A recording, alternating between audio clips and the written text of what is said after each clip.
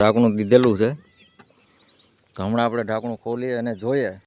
Hello family, તો હું આજે આવી ગયો છું મારા ખેતર મિત્રો. તો ઘણા સમય પછી આપણે બ્લોગ બનાવ્યો છે. તો તમે જોઈ શકશો આપણી વાડીમાં હાલમાં તો જો નાળિયેરની આ રીતની પરિસ્થિતિ છે. હમણાં તો આપણે પાણી વાળેલું છે, તમે જોઈ શકશો મિત્રો. અને નાળિયેરી અટાણે તો આ રીતની પોઝિશનમાં છે. તો મસ્ત સવાર થઈ ગયું છે આપણે અહીંયા. અને ઘણી ખરી આપણી નાળિયેરી બળી પણ ગઈ છે મિત્રો, તમે જોઈ શકશો. અને ધોરિયાથી આપણે પાણી વાળેલું છે. આ જે બાજુની વાડી છે અહીંયાથી આપણે પાણી લીધેલું છે મિત્રો. તો આપણે જોઈએ નાળિયેરીમાં કઈ રીતનો રોગ આવે છે અને રોગને કઈ રીતનો કાબૂમાં કરવો એ આપણે જોઈએ આ વિડીયોમાં મિત્રો. તો આ વિડીયોમાં તમે બન્યા રહેજો તો તમને જાણવા મળશે.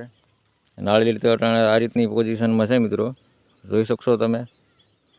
અને જે સામે ડબ્બો દેખાય છે ને તેમાં કઈ રીતની જંતુ આવે છે તે આપણે જોઈએ. આ વ્લોગમાં તમે બન્યા રહેજો મિત્રો. અને એમાં કઈ રીતની દવા મૂકી અને કઈ રીતની જંતુ આવે છે તો આપણે જોઈ શકીએ મિત્રો. વિડીયો સારો લાગે તો લાઈક કરજો, શેર કરજો, ચેનલ સબસ્ક્રાઈબર જરૂર કરી લેજો. હાલમાં તો આપણે આ ડબ્બો બાંધેલો છે. આમાં એક દવાની બોટલ આવે છે મિત્રો. અને આ દવાની સુગંધથી આમાં જે કંઈ નાળિયેરીમાં જંતુ હોય ને તે બધી જંતુ આ ડબ્બામાં આવી જાય છે. તો તમે જોઈ શકશો. તો આપણે લાઈવ જોઈએ મિત્રો તો કઈ રીતની જંતુ આવે છે નાળિયેરીમાં.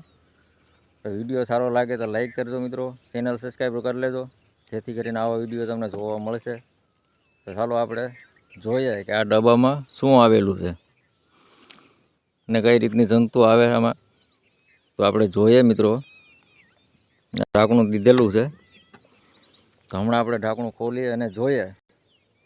તો બન્યા રહેજો આ વિડીયોમાં મિત્રો. તો મિત્રો તમે જોઈ શકશો આ છે આ દવાની બોટલ છે.